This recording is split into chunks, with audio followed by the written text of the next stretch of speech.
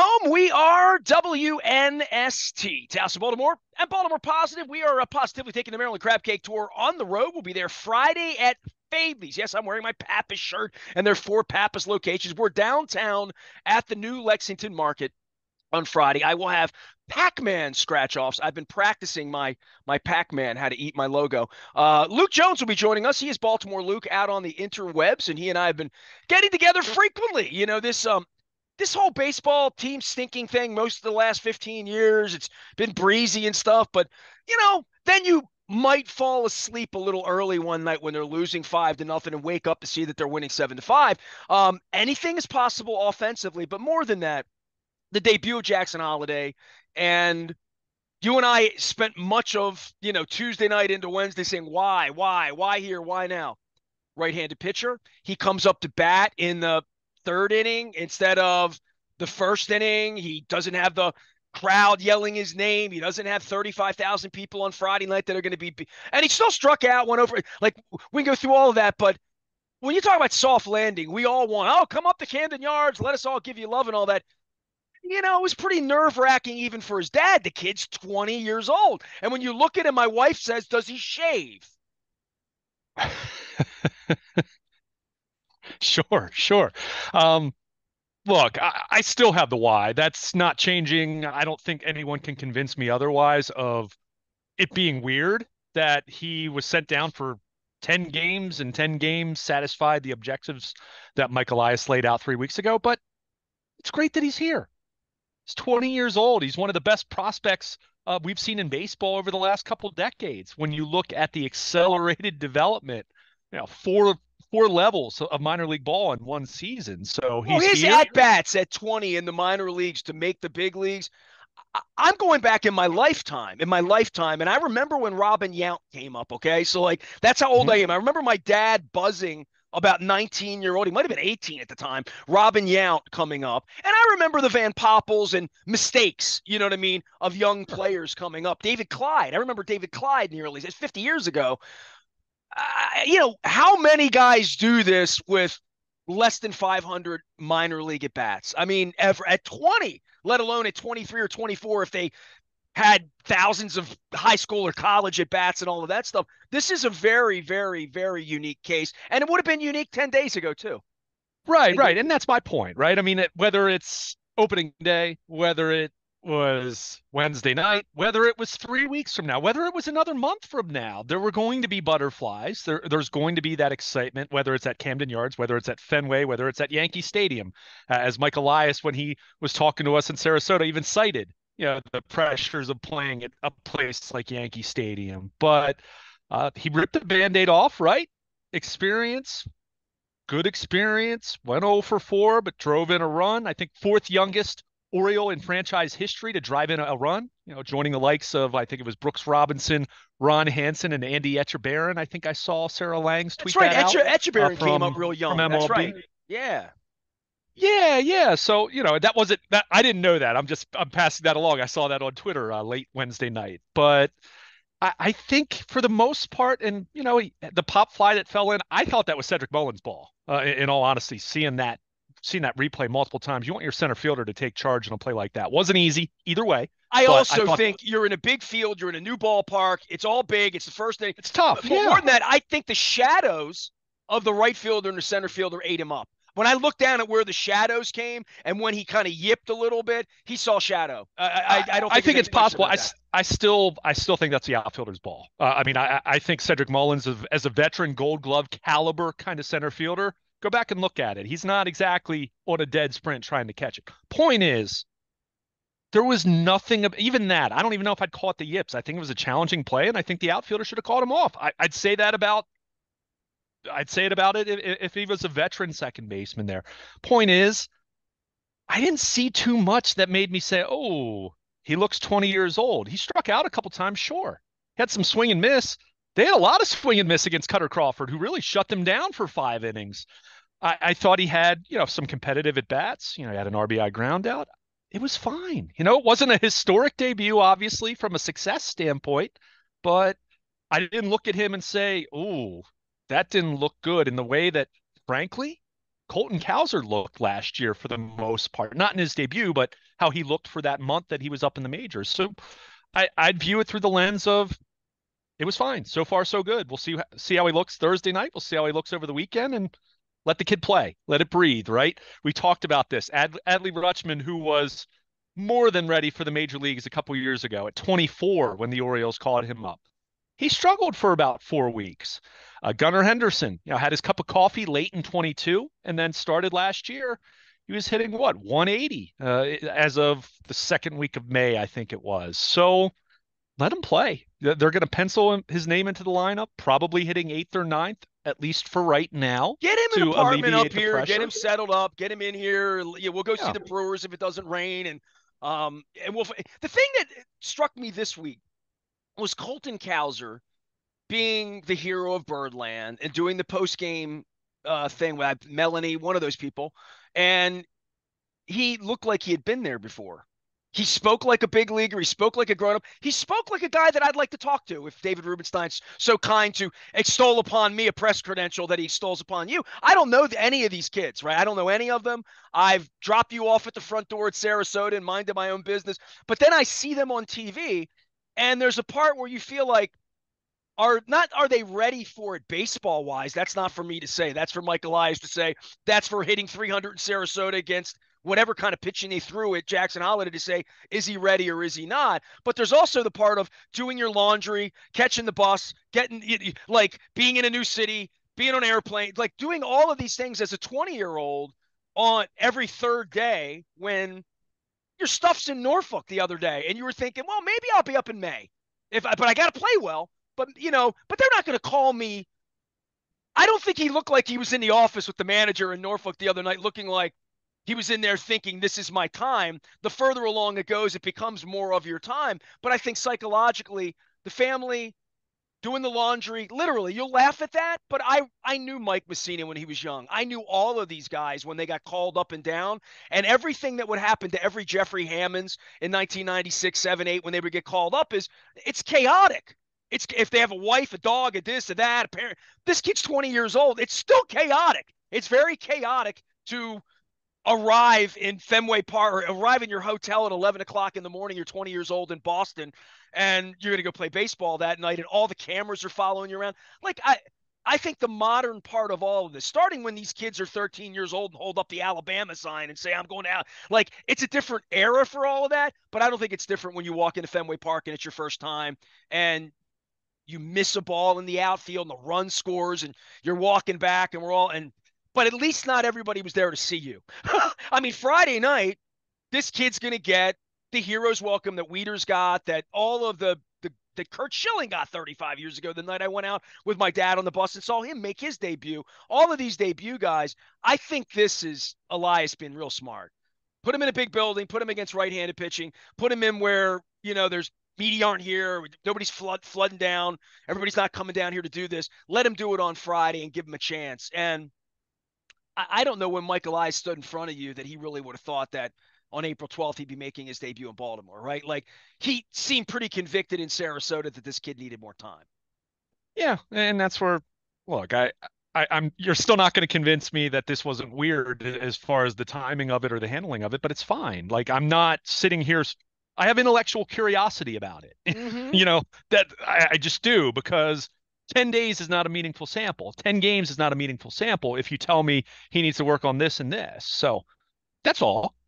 Well, the one thing they've As eliminated far is as the clock starting thing, right? The thing that right, we would talk about money and about John Angelos, that's right. over with. So that's good. That's good. Yeah, well, I mean, other than if he struggles and then they send him back down. I mean, Well, then that's that's what that's you have to do. just You're batting yeah, and that's a distinct 140 possibility, May right? 20th. You Exactly. got to go. Yeah, yeah. Yeah, for a contending club, right? A club that won 101 games last year. So, again, I don't want to dwell too much on that because the excitement and the fun and the electricity of him being up is all there, and that's going to continue to be there. Not just Friday night when they give out T-shirts and they're going to have a really good crowd. I mean, it's first Friday night home game of the 2024 season, and I mean, this kid's been talked about for a couple of years. The difference now, and I even wrote this. I went back and looked, and I even linked it in my 12 Orioles thoughts, kind of recapping, Wednesday night's game was the difference for him. And this what came in the full focus on Wednesday night is he's not like Adley Rutschman coming here a couple years ago where Rutschman was viewed as the savior, even though we knew Gunnar Henderson and other guys were on the way. We saw Gunnar Henderson a few months after that, but Adley Rutschman was the face of the rebuild, right? I mean, they were as low as the Orioles have ever been on the field when they drafted him 1-1. First time they drafted someone first overall since Ben McDonald, 30 years before that. So the difference with Jackson Holliday is he doesn't have that level of pressure other than just the general pressure of debuting in and of itself. But he was around this with his father for not a Hall of Fame career, but a Hall of very good career, 7-time All-Star kind of career. Throughout the day on social media, I mean, there are video clips of Jackson Holliday being around Major League Baseball stadiums and even running around and having fun with his dad. And at 3 years old, 10 years old, whatever it was. Well, the videos of the kid are great, right? But the point is he's been around this. So that's where and what you just had to say about young players in general is right. But he's been around it to a different degree. Not to say there aren't any nerves. Well, let me throw in that if Ben McDonald and I were still friendly after 30 years, because we were 30 years ago, I remember, and I tweeted with Ben this week. I don't know if you caught that or not. Ben tweeted me back. Thank you, Ben. And Ben took me out to lunch with Brad Pennington at Benihana in Toronto in 1994. We were in the lobby of the Harbor Castle West, and he's like, "Hey, get in the cab. I'll buy you lunch. We're going over to Benihana." And I'm like, "Okay, let's get." It's pretty good, Ben. So we go over, and I started we were just having lunch, and so how many ball games you go to, Nasty? You from Baltimore, right? And I'm like, "Man, I went to 40 games, 30, 40 games a year." He said, "My daddy took me one time to the Astrodome to see Nolan Ryan pitch." When Ben McDonald came up to pitch, came out of the bullpen, John Raffalides and I were down in Ocean City, and he was the savior, and he came out of the bullpen the night that he came in to pitch. It was like the second or third time he'd ever been in a big league ballpark in his life. Because he didn't have a dad that played the big leagues for 15 years. So my memories of having a press credential, all the years that I had one, I absolutely 1,000,000%, 100,000,000% saw Prince Fielder on the couch in the visitors clubhouse with his father when his father was a Tiger. 1,000,000%. And 1,000,000% I saw Rock Raines, Tim Raines' son, when Tim Raines was at the end, not just playing, but I'm talking about little kids. Early on in Tony Gwynn Jr. saw him all the time when he was a boy. And then he became a man who played. So all of these years that seeing these players, I don't need to talk about Cal Sr., who I never really spoke to because I was always intimidated by him, but what that's meant for the Ripken family, even to the point where they give him the number 7. So, my last name's Aparicio. I have more respect for people who played the game and people around the game and their children being prodigies to the game, because there's a long century-old heritage of families like the Ripkins and families like the Bells and families like the Boones that just make a lot of, like the Baldingers in football. They make a lot of baseball players, Yeah, and look, that doesn't guarantee success, but it puts you in a position that you are very familiar with what it looks like, what it entails, what it requires, the perks of it, the drawbacks of it, all of that. So I think that's why when you've heard Mike Elias speak about Jackson Holliday, and I don't mean 3 weeks ago in Sarasota when they reassigned him, but just in a general sense, even going back to 2 years ago, when at the time, keep in mind, there was plenty of debate between Holliday and another pedigree kid in Andrew Jones' son, Drew Jones, who got hurt right after signing with Arizona. He's had multiple injuries. He's still at low A ball. I mean, think about that. He's still at low A ball. That's not a knock on him. And he still might go to the Hall of Fame. Literally, yeah, right? I'm sure, right? Literally, right? I mean, I don't know about going to the Hall of Fame, but he's still fine, right? He's a 20-year-old at A ball. It's not like I'm sure Diamondbacks fans are disappointed and saying, wow, it would have been nice if the Orioles didn't take Jackson Holliday, and we did. But the point is, there's also luck involved. There's also fortune involved in this process. But the Orioles picked the right guy, clearly. And, he's definitely mature beyond his years in terms of everything we've seen. He's married at age 20, which certainly in this day and age is more and more peculiar. But hey, if that's, if he met the love of his life and that's how it's going to go, great for him. It's going to help him acclimate in Baltimore to be married. Sure, And sure. I it'll mean, give him one less thing to get in trouble. Or actually, about 100 things less to get in trouble for. He's a good-looking you would kid. certainly hope so, right? So, Yeah. I mean, it's all sitting there, and that's why I said the way Mike Elias has talked about Holiday, despite his age, again, we're talking about someone who's not going to be 21 until December. You really have gotten the sense that he's just so confident that this kid is going to be absolutely as good as he's capable of being, whether that's a Hall of Famer, whether that's a seven-time All-Star like his dad, or whether that's just, hey, he's a good player, but he's never a great player. Whatever PJ he, Surhoff. How about that? yeah, yeah. So, but they think he's going to be a great player, right? I mean, the consensus around baseball for quite a while has been that this kid's special. So it didn't flash before your eyes on Wednesday night in the results, and that's fine. It's one game of baseball.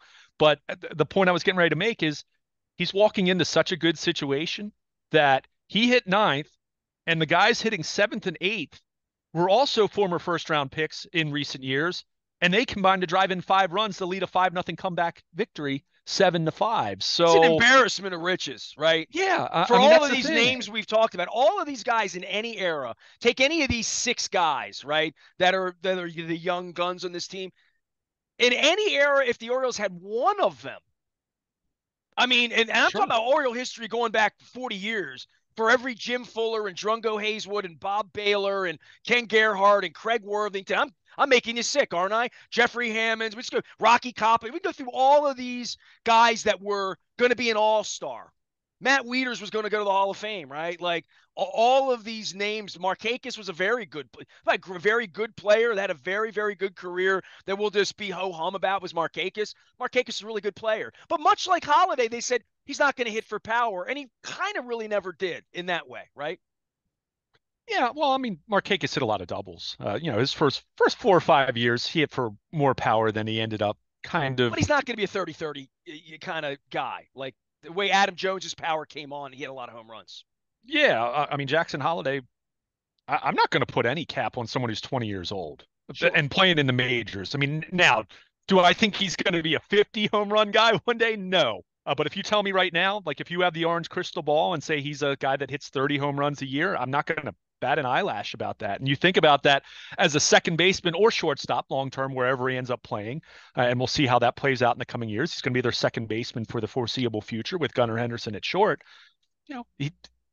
Kid's already gotten stronger. If you look at him this year compared to last year, when he put up incredible numbers starting at Delmarva and finishing up at Norfolk, he's already He's filling not out. big though. He's not Aaron Judge Well, walking he's into not, the yeah, I mean, he's not 6'5", he's not Corey Seager, but he's also filled out and you see the forearms. And I don't mean like steroid, innuendo or anything like that. Just that Steve Garvey. Steve he's Garvey. filling out as a 19, 20, 21 year old. I mean, his dad, Matt Holliday, big frame, like not a hulking Aaron Judge big, but big guy. Looked like a legit major league hitter and was for a long, long, long time. So, it's just for him, it's just a matter of coming in and fitting in. That he doesn't need to come in and bat leadoff or second or third. Although if he's as good as he's been at every other level, then he'll probably be hitting it in the top half of the order before too long. But for right now, he comes in, gets acclimated, and he's part of a team that is 7-4 and a team that hasn't gotten off to the most amazing start with the bats, but there is plenty of juice in that lineup. And I think what's amazing, Nestor, is Wednesday night. Let's go through the lineup really quick. Gunnar Henderson, first round pick or second round pick 2019, right after Adley Rutschman. Adley Rutschman, of course, 1-1. Anthony Santander wasn't drafted by the Orioles, but taken in the Rule 5 and has played nowhere else but Baltimore as a major leaguer and has turned himself into a really rock solid major league hitter. Ryan O'Hearn, the one cast off that they got from the Kansas City Royals. Everyone else, Mountcastle, Mullins, Cowser, Westberg, Holiday, all drafted by the Orioles, whether it's Mike Elias or the end of the Dan Duquette era. So to have a lineup of technically 7 out of 9, but really 8 out of 9, because Santander, again, was not remotely a finished product when he was taken in the Rule 5 draft, to essentially have 8 out of 9 guys that you have not drafted, but cultivated at the very least, nurtured, developed. and 7 of those guys legitimately being drafted. I mean, that's crazy talk. You know what it makes me think of, Nestor? Whenever you check out something like Baseball Prospectus or Baseball America, and they're looking at a farm system, and usually when you see a section like that, whether you're talking about a magazine, they still have those, I think, or whether you're just talking about it on a website, you'll generally see a projected lineup that's 2 or 3 years out, and it's always homegrown players because you can't predict free agent signings or trades or anything like that. Wednesday night was as close as you get to if you had 2 years ago what would be the projected 2024 lineup. You could have anticipated all 8 of those 9 guys, other than O'Hearn, being acquired last offseason. So if you read a Baseball America type magazine in July of 2022, right after they selected Holliday, and someone said, "Oh, they're 2024," although it probably would have been 2025, because even then, no one would have said Holliday would have been to the majors this quickly. But all homegrown guys in a projected lineup. That's something you see in Baseball America magazine, not against the Red Sox Wednesday night at Fenway Park, a team that is coming off of a first place playoff season. So, I mean, it's why I wrote. I mean, you look at the 21 months, just go back to when Holliday was drafted, not even going back before then when the Orioles had started to turn the corner a couple months before that, back in 22. But you couldn't ask the plan, not even the rebuild, because the rebuild is long gone at this point.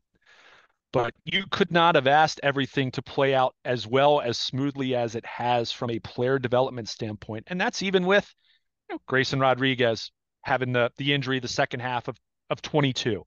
That's even with DL Hall not developing into, a top half of the rotation guy, although we're going to see him this weekend. It just feels like they've all been come in successes, right? Like literally, right? It just feels like Right. they've hit on everybody. They might even hit on Stowers. Just about. Stowers may go and play for the Yankees for 8 years and be an all, like, who knows, right? But Who knows? they're not going to have room for him here. Like You literally, wouldn't think I don't think so, he's going right? to play here. Unless someone else gets traded, and then that opens up a spot for him. I mean, that's just where we are at this point. So, I mean, my goodness, we talked about it, and I'm not saying this to pat myself on the back at all, because lots of people were saying this, but Colton Cowser, at the very least, at this point in time, we're seeing a platoon in left field. I mean, he's starting against right-handed pitching now. Yeah, he has ousted an all-star from 8 months ago. Like literally, right? Like for at bats right now, that's where he is in first round pick, right? I mean, Yeah. a blue chip prospect, but that's just one, and he's Sure. not even in the top 4, maybe Yeah. not even in the top 5 of this organization right now. Yeah, I mean, it's just it's an embarrassment of riches. It really is, and that's why when I've looked at this, when I've talked about the pitching, when I've seen the log jam in the outfield or the infield, when I criticize, saying, "Hey, you need to make another move," or go trade one of these guys that's blocked for a pitcher.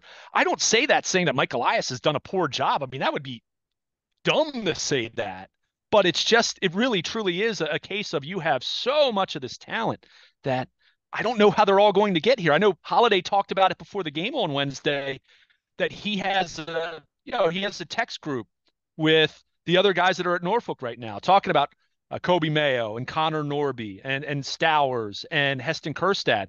And they all kind of said 1 down, 4 to go. And look, that's stuff that early 20 somethings are saying. And that's fine. They're friends. They're on the road and riding the buses in the minor leagues. I mean, that's a different culture, compared to playing in the majors. It also creates different kinds of relationships that stay with you the rest of your life, literally, right? We all know the reality of that is they're not all going to be in the majors unless they end up making a couple trades, and they do trade a Hayes or someone like that. So, but it's going to be very Ryan difficult. Ripken talks on his radio show all the time about all these players that were his contemporaries, right? Like he's not in the big leagues. He never made it. He's doing radio. He's very good at it. He's a nice guy. But these are the other guys that he expected to be on the field with, like and it doesn't happen for everybody, even if your name's Ripken, right? Literally. Yeah. I mean, that's a good example. And look, I mean, at that point, he was already kind of the career minor league guy at that point when he did play with some of these guys, because, he wasn't, at no point was he a prospect with the Orioles, right? I mean, the Nationals drafted him, all that. But yeah, there's a perfect example. It doesn't always work out. Not that, Ryan Ripken was never really a prospect. I mean, he was never But he's considered in a that name same we light. know, but there's But it dozens and speaks, dozens of those yeah, guys riding buses that are never going to make it, right? And sure. these couple of guys that I mean, Kobe Mayer's going to get hit. He's going to have at bats in the big league. Now, whether he makes it or not, Stowers, they're all going to, based on the way they're playing in Norfolk right now, based on their ages, they're all going to be in the big leagues in the next 18 months or given a chance to play if they don't get injured, right? Somewhere, yeah, yeah. I mean, barring an injury, absolutely. I mean, Stowers has already been here, right? We've seen him struggle in the way we saw Colton Cowser struggle last year, and now we're seeing Colton Cowser having a lot of success. Carrying them, not carrying them, but being a major part of what they're doing offensively at this point. So, I mean, it's just fun. And again, that's where I go back to the pressure and the spotlight that was on Adley Rutschman at that point in time in the rebuild compared to now where it's Jackson Holliday, where look, I don't say this lightly. They have high expectations for Jackson Holliday. That's obvious, right? I mean, you don't bring someone up to the major leagues at 20 years and a few months if you didn't have expectations through the moon. I mean, you mentioned the lack of minor league at bats. You were seeing the comps. I saw it on MLB Network TV Wednesday morning. They put up the comps of the number at bats that he had compared to Juan Soto and his accelerated development before he arrived in DC at a very similar age. So, I mean, that's very rare territory there. So that's where I say the sky is the limit. I mean, it's not talking out of turn to say that this kid doesn't have Hall of Fame potential. It's not me predicting that he's going to be Hall of Famer. The point is, when you're talking about a 20-year-old reaching the major leagues, the ceiling is, I mean, it's as high as it gets for any And when you player. So bring him he's got to up, go you do it. don't bring him up and say, let's see how he does. Let's see if he can handle it Sure. when you're in the pennant race and you already have credible major league. Even if they are Urias and Mateo and Kemp, whatever. And by the way, the Kemp thing, very classy. I want to throw that out as well, but not. Was, yeah. Yeah, but that's not out of character for him. That's why they brought him in here. You Right. need to have more of that, not less of that in the general humanity. But we do spotlight it as being special in baseball that somebody would actually do that. But and a veteran guy, and he was on the roster opening day, got some money for that. But for me, with thinking about this holiday thing, to your point, Tuesday night we sent out the text. We're like, he's coming up. He's coming to Boston. And in your mind and in my mind, we're thinking, are you sure? Like, why here? Why? And I guess I've scratched my head for a day and a half and thinking about it. Fenway Park, right-handed pitching, keep him away from Baltimore, give him a couple of days to get ready. But to your point, they're convicted. They didn't bring him up because Rubenstein's on the phone saying, I want to see the 20-year-old. Like they're convicted to do this. And I think it would be devastating for them if May 8th they have to send him back because he's hitting 143 and really struggling. Sure. And like if they weren't completely convicted, they wouldn't have brought him up because they didn't have to. They didn't have to. That's Yeah. probably the biggest thing on Tuesday. You were like, here, what? You don't have to do that right now, But maybe they felt like, yeah, we need the offense, and this is where it's going to be at the end of the year. Let's go. Let's get him up here and I don't know what point that changed or whether Elias is going to be honest about it, but it's clear. I always say to you on draft day, who's Eric going to draft? You'll see. You'll see when the 30th picks up how he rates players and what we saw how they feel about him, despite the fact in Sarasota a couple weeks ago you were like, well, maybe the clock, maybe this left-handed pitching, all of those excuses. It is curious, but it's also inevitable, right? So pulling the Band-Aid off, Yeah. as you said earlier. Yeah, and that's where, and again, I don't want to dwell on this point because I don't think it's in the grand scheme of things going to be the make or break. But that's where I kind of said when I say why now, it's not me saying, oh, he needs another month. It's me saying I don't know why they just didn't bring him north on opening day. That's all. And look, left-handed starters, I hear all that. I think it's all flimsy, but he's here, and that's what matters. And he's part of a team that's already really good, and now they have the potential to be even better. And you have this kid who has this extraordinary talent. I don't think it's going to be too big for him. That doesn't mean he's not going to have some struggles. I think that's inevitable. I think that's where people need to be patient. Whether he was going to be up on opening day 2 weeks later or a month from now, I think that's where some patience is warranted. If he does get off to a 3 for 30 start, let's pump the brakes on saying, oh, he needs to go back to the minors.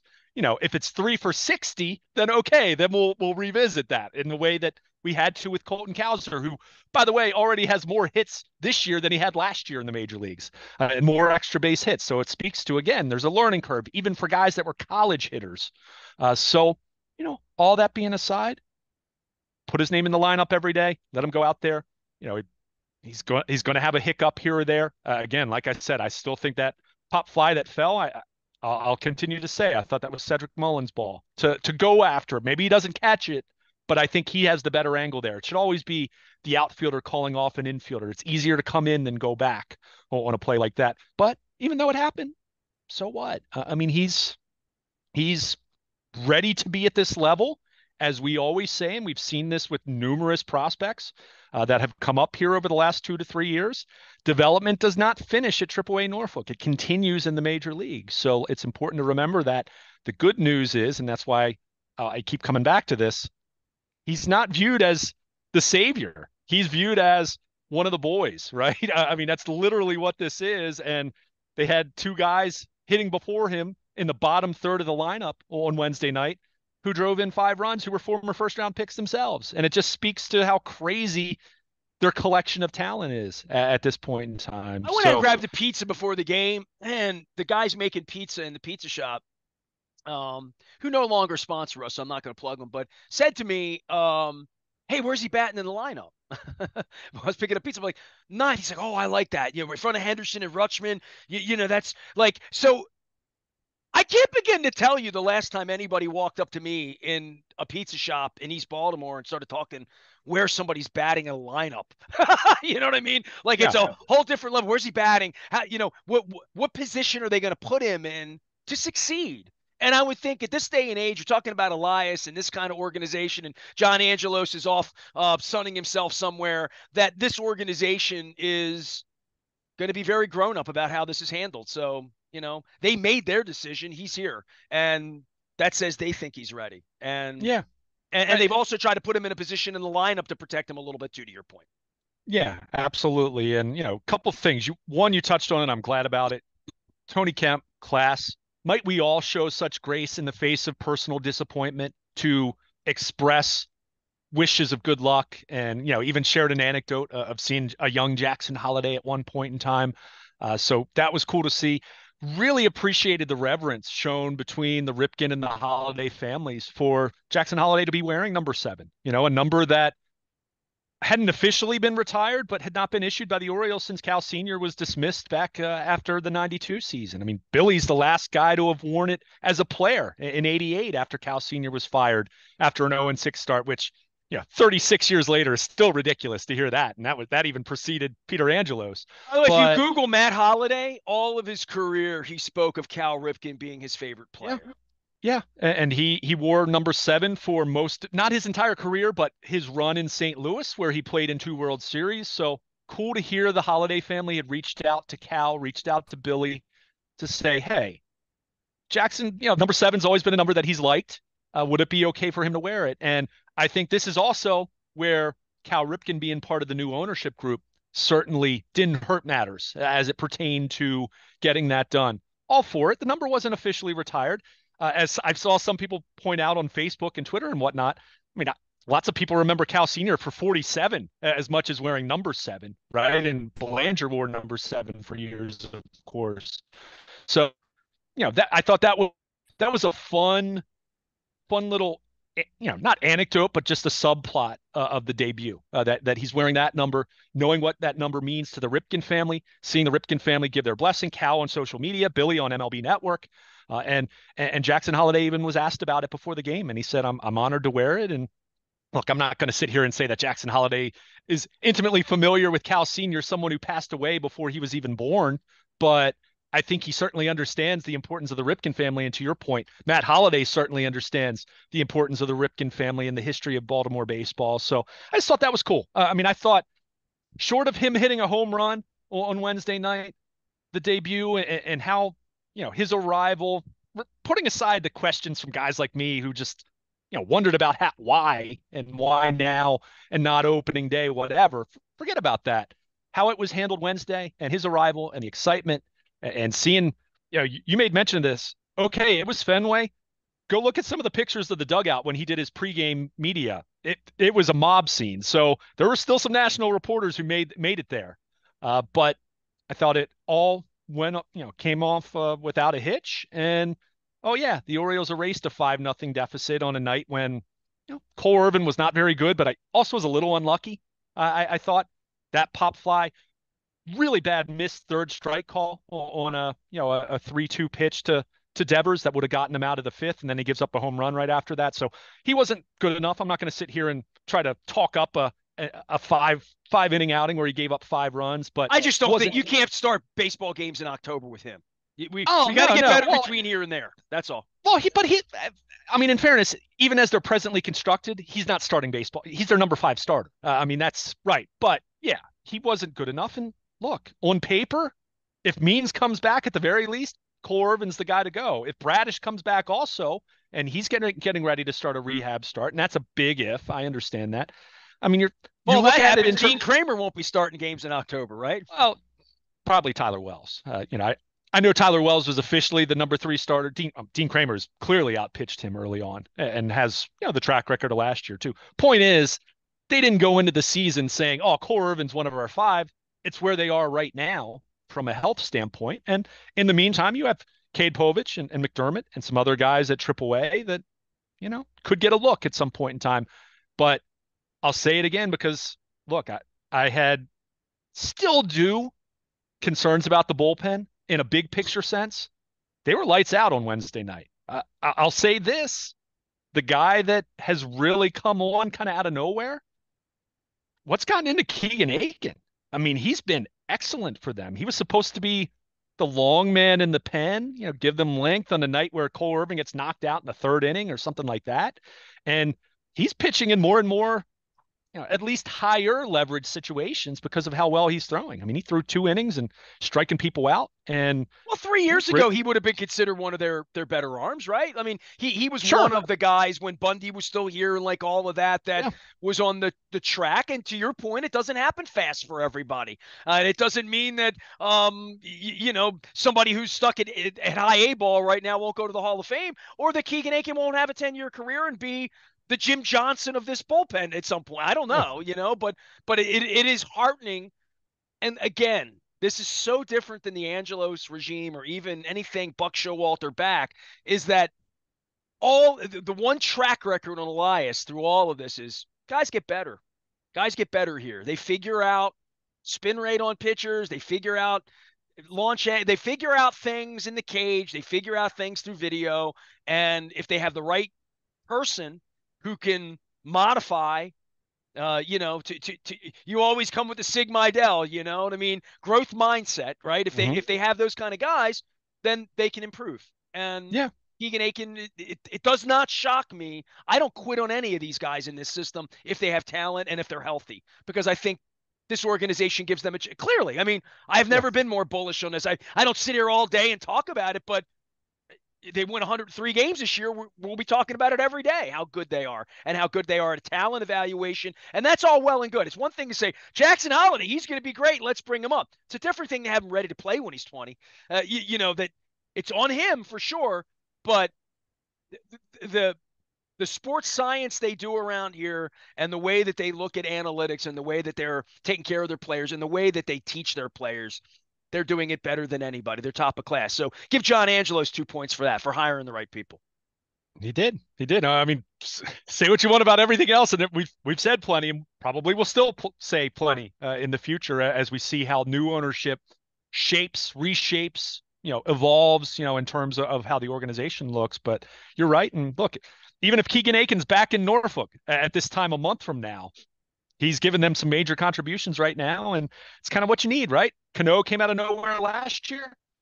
Batista a couple years before that. So, I mean, that's how this works. So at this point in time, despite my concerns about the bullpen, and I still have them big picture wise, but boy, they were really good on Wednesday night. And it was a big reason why they were able to stage a comeback from a 5-0 deficit as they got the Cutter Crawford out of the game. And another night, second straight night also, Red Sox defense, bad. I mean, that catcher, bad. I mean, you can't kick the ball around like against the Orioles or anyone in the AL East and expect to win games. So, that little bit of a reality check for the Red Sox the last couple of nights. And hey, now it's a matter of Grayson Rodriguez, opportunity for a sweep and coming home, and what's going to be surely an electric atmosphere on Friday night with Jackson Holliday making his debut. So a lot of fun. And as I wrote in my 12 Orioles thoughts in the aftermath of the Holliday debut, it's a really fun time to be an Orioles fan with this latest debut, in addition to all the other guys that are already here and more on the way in the coming weeks and months and years. Come see us at Fadley's on Friday. I will have non-scratched off Pac-Man, and I made a mistake. I was on with John Martin from the Maryland Lottery. I called this a losing ticket. He's like, no. This is a non-winning ticket. It's a second chance ticket. So I want to let everybody know that we're going to have that and second chances and third chances to go to the Orioles game and 4 chances to get delicious crab cakes at the all-new Lexington Market. We'll be at Fadley's from 2 until 5 live. I'm holding live radio. It adds to the gray in my beard. I am Nestor. We are WNST, AM 1570, Towson, Baltimore, and we never stop talking Baltimore positive. I got good at that.